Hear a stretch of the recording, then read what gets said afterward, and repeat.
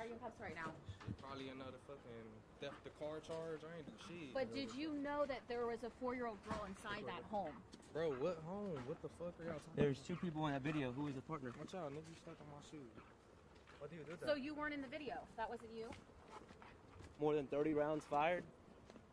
3 children injured. 1 dead. That great car you was driving? Anything you say to Marianne Marble right now? To her family? You were driving that car? Who The Infinity? lost a 4-year-old girl?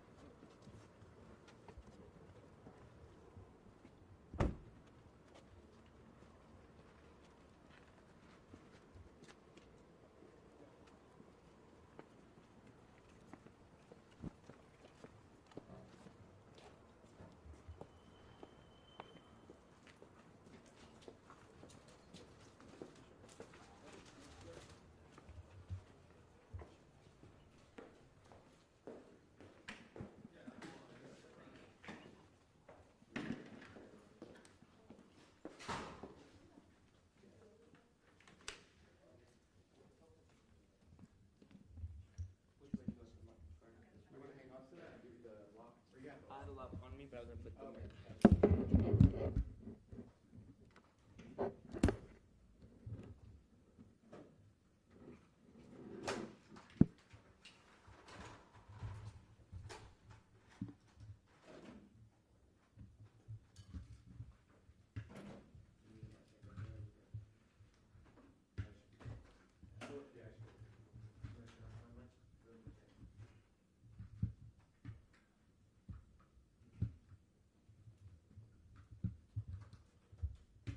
Mic check, mic check, mic check, mic check. 1, 2, 3. Can you hear me? Mic check, mic check, mic check.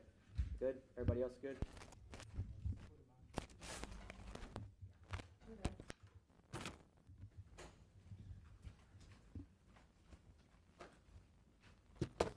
Mic check, mic check, mic check, mic check. 1, 2, 3. John Paul Barajas, can you hear me? Mic check, mic check, mic check. Sir.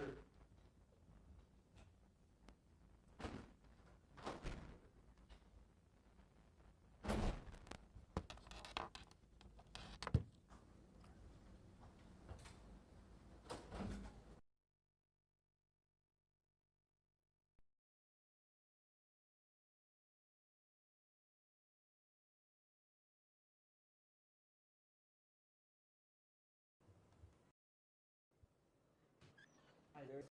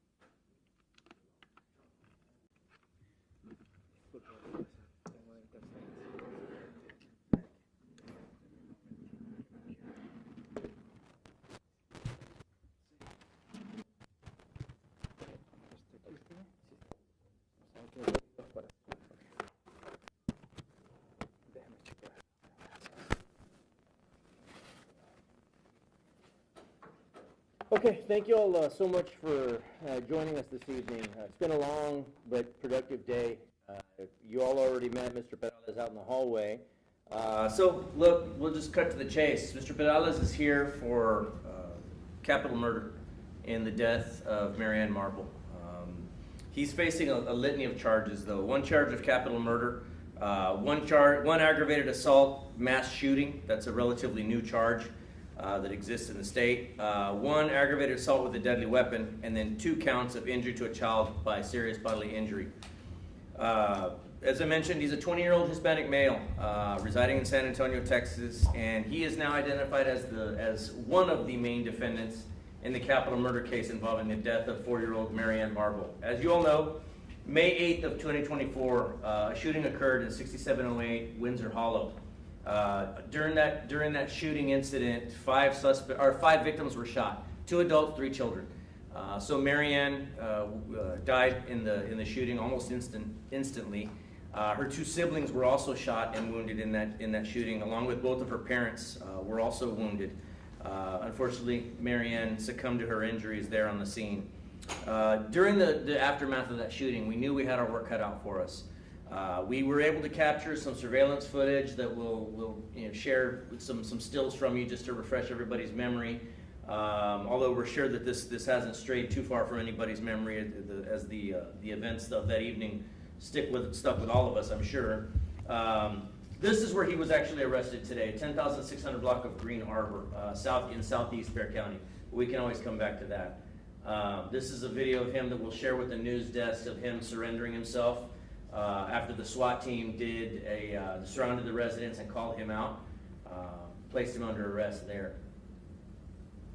And again, we'll share this video with you all if you all want to go ahead and continue on.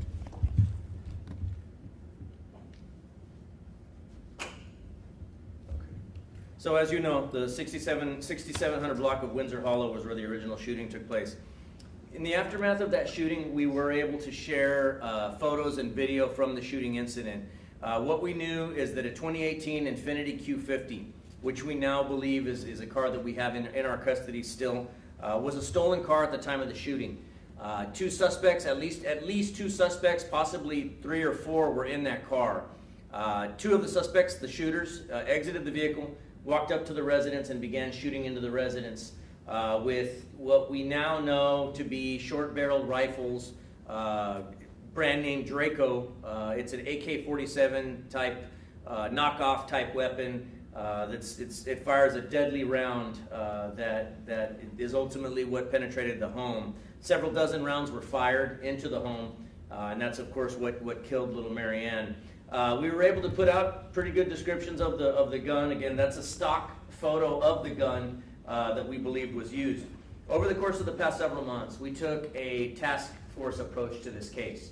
Our elements from our organized crime group, our intelligence group, our homicide unit, aggravated assaults unit, child safe, pretty much the whole spectrum of the agency worked together in concert.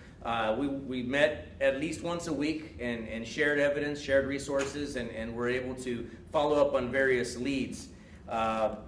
During the course of the investigation, we were able to develop through Crime Stoppers tips some information identifying Isaiah Perales as one of our main suspects, but also implicating others perhaps to a lesser role to this point. We did put out the names of those folks that we do consider them to be persons of interest. Although he's the only one we can call a suspect at this point, there are other persons of interest in this case, and I will share those names with you here shortly. But again, as a result of those Crime Stoppers tips coming in, we were able to continue to develop forensic information, forensic evidence, and follow up on leads. During the course of that investigation also, we were able to, through digital evidence, retrace Isaiah Perales' steps in the aftermath of, prior to and in the aftermath of the shooting. We did see where some research was conducted, for example, on his cell phone of the Windsor Hollow address prior to them going to there. We were able to see where his phone was in very close proximity to that shooting. We believe that it was actually turned off at the time of the shooting. Immediately after the shooting, we see where the phone comes back on, and we're able to track movements throughout the county to various spots. At a certain point, we were able to track that phone out to Calaveras Lake, where, as you know, a couple days ago, we conducted a dive with the Harris County Sheriff's Office dive team. Helping out was our BCSO dive team. Everybody worked together, and what we were looking for was, quite frankly, a murder weapon. That day, we were fortunate enough to locate, one of the divers located in probably about 5 feet of water, about 50 feet off a bridge, this weapon. What we now know is also a Draco, very similar to the ones used in the shooting. That weapon was submitted to the Bexar County Crime Lab. This morning it was test fired, and we were able to definitively say that the shell casings fired from the test fire matched definitively to the shell casings recovered at the scene of the shooting where little Marianne was shot. And so earlier today, we were able to apply for and were granted several arrest warrants for Isaiah Perales. Again, he was placed under arrest at that location in southeast Bexar County. Look, I can't say this definitively enough. There will be other arrests in this case. There are other persons of interest in this case. Let me kind of go over who those persons of interest are, and I will once again remind the community on what we need from them. So as you may recall, week before last, we actually executed a series of warrants, pre-dawn warrants that we executed at 3 different locations in Bexar County. 101 Alexander Hamilton, 4447 Wrangler Run, which is where Isaiah Perales was actually arrested on that day, and he was arrested for auto theft related charges. Also, in that early morning operation, we also executed a warrant at 11106 Victory Cavern, where Brian Salazar was actually arrested for tampering with evidence, deadly conduct. Now, Isaiah's auto theft charge was unrelated to the death of Marianne Marble on that day. The tampering with evidence charge, as you may recall, for Brian Salazar was because we believed that at one point when he was stopped by deputies, he deleted evidence from his phone. Going out forensically, getting into that phone later, we were able to see that what he had deleted was in fact evidence that would have tied him directly to Windsor Hollow. We were able to recover the evidence anyway, but that's what the charge that he's currently facing. Now these folks, Brian has actually bonded out of the Bexar County Jail. He remains under house arrest at another location. But again, while we are considering him to be a person of interest in this case at this point, it's highly likely he's going to cross the line over into suspect at some point. So we're asking anybody with any information, again, on any of these suspects, to please give us a call. 210-335-6000. They can also email us at bcsotips@bear.org. So also on that day of the pre-dawn operation, where these houses were hit simultaneously by our SWAT team and other special operations units in the agency, 101 Alexander Hamilton, on that day we were also looking for Ashton Garcia. Ashton was at large for a couple of days. He turned himself in later that weekend to us. So he has been accounted for at this point. He is also considered to be a person of interest in the shooting. Evidence that we found at his home at 101 Alexander Hamilton, we believe ties him a little bit more closely to the shooting itself that originally brought us here. And so again, we're asking for anybody with information on Brian Salazar, Ashton Garcia, or any other persons that we're listing as persons of interest in this case, to please give us a call, 210-335-6000 or bcsotips@bear.org. Esta tarde nosotros arrestamos a este sospechoso, Isaiah David Perales, 20 años de edad. Él fue arrestado en el sureste del condado sin incidente. Él ya estaba bajo arresto en la casa por medio de las condiciones libre condicional, que él ya se había enfrentado con cargos en conexión con este caso. Nosotros sabemos que el día 8 de mayo de este año hubo un incidente en una casa en Windsor Hollow donde una niña falleció. 5 personas fueron baleadas y esta niña, Marianne Marble, falleció a causa de una herida a su cabecita. Y nosotros en ese día sabíamos que había cuando menos 2 sospechosos, posiblemente 3 o 4 en un carro marca Infinity robado. Ese carro fue robado. Ellos, los 2 sospechosos, se salieron del carro a pie, se le acercaron a la casa y empezaron a tirar hacia la casa. Sí balearon a 5 víctimas, 2 adultos y 3 niños. La niña Marianne fue la única que falleció a causa de su herida. Ya de allí empezamos a investigar. Nos llegó información de Isaiah Perales y otros sospechosos, otras personas de interés en este caso. Y ya de allí seguimos investigando, siguiendo información, trabajando juntos, varias unidades en nuestra agencia, trabajando juntos para poder averiguar quién fueron las personas responsables por matar a esta niña. Ya con esa información, hace unas cuantas semanas nosotros ejecutamos varias órdenes de arresto y órdenes de cateo en varias casas en el condado. En ese día arrestamos a Perales por causas de robo de un carro.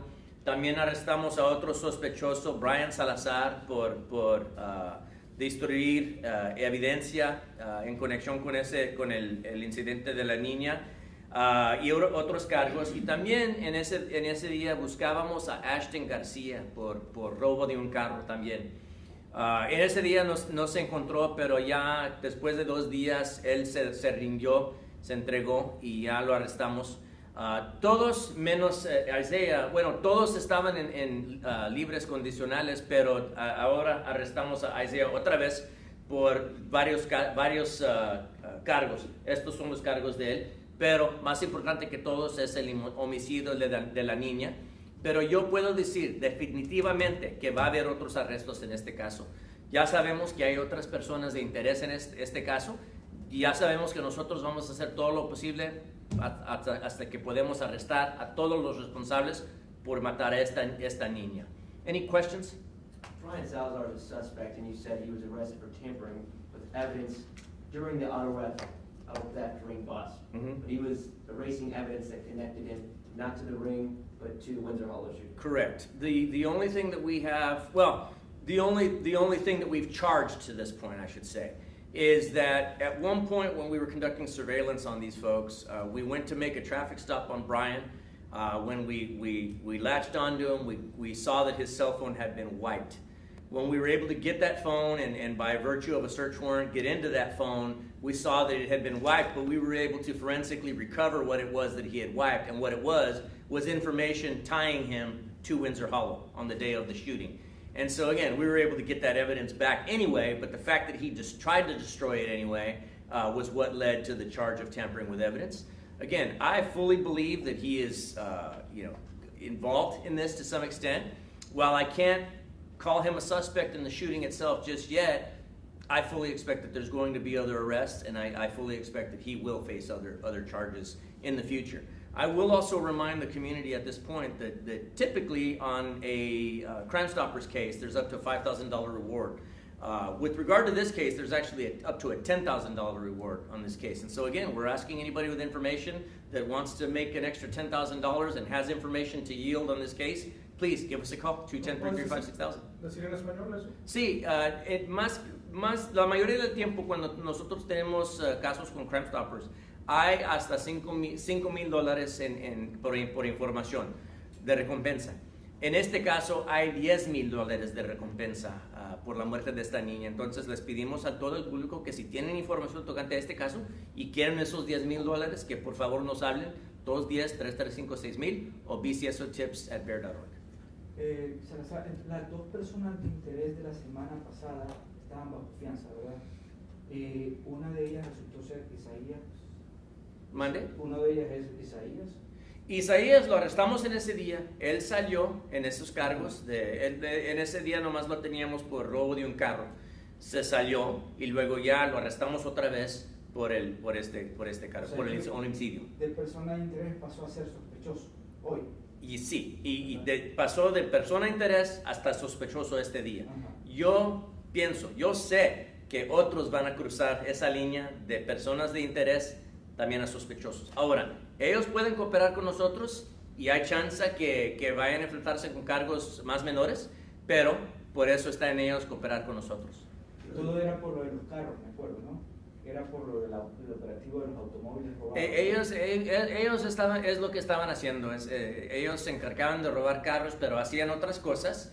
Y en este caso, nosotros pensamos que ellos intentaron balacear a un familiar, el padre de la niña, pero desafortunadamente balacearon toda la casa y balearon a varias personas, 5 personas. Hace 2 días mencionaba que el papá al parecer no quiere ayudar con la investigación. Todavía no ha cooperado el padre de esa niña, desafortunadamente. Le mataron a la niña enfrente de él y no está cooperando para nada. ¿Qué les hace pensar eso? Yo pienso que, en mi opinión, que él tiene algo que no nos quiere decir. O sea, algo que él está involucrado, no sé. Pero por alguna razón a él no le interesa la justicia para su niña de él. Same in English about Sure. the Marianne's father. Sure, yeah. Well, we haven't received any cooperation from him. My opinion is that he's got something to hide. There's a reason he doesn't want to come talk to us. If that were any other dad that I know of, that they killed your little girl right in front of you, and you got nothing to say about that to help bring the people to justice that did it, yeah, why? Come talk to us. If you got nothing to hide, come talk to us. We'd love to hear from you. But unfortunately, to this point, he really hasn't cooperated. So do you know a motive now? No, the motive is still is not something that I'm willing to share. Put it that way. The motive is not necessarily something I'm able to share at this point. We believe that there was an ongoing feud. We believe that there's other crimes involved that possibly retribution, one for the other. We believe that that's the motive at this point. But to put it out publicly there'd be a bit of speculation on my part. I'm not ready to do that just yet. Speculation says that this was a retaliation attempt for a sibling of either Perales or Salazar. That's one of the theories. That is absolutely one of the theories. But without direct evidence taking me there at this point, I couldn't say definitively. But again, we believe that there's a bit of retaliation going on between at least a couple of groups of people. And unfortunately, the one that paid for that is somebody that was totally innocent of anything, Marianne Marble. ¿Puedes decir en español, Jesús? Sí, nosotros pensamos que hay cuando menos dos grupos de personas que se andan haciendo cosas uno al otro. Y desafortunadamente la que vino saliendo como víctima fue la niña que no tenía culpa para nada. No estaba involucrada en nada, obviamente. For the viewers, if Brian Salazar, erased evidence in the Windsor Hollow shooting, why is he still not considered a suspect in the Windsor Hollow shooting? Well, because somebody has evidence of something on their phone and they're deleting it. That's still not quite enough to get us there to say that they were a trigger man. But just the way a couple days ago we weren't able to say that about Isaiah, and now we are. I fully suspect that the tide's going to continue to change on this case. And again, I'm telling you right now, there's going to be other people going to jail. They can determine what level of charge they face. Do they want to face capital murder like this guy and possibly the death penalty? Or would they choose to come in and cooperate with us and possibly save themselves that fate? We'll see. Since Isaiah's arrest, has he cooperated at all?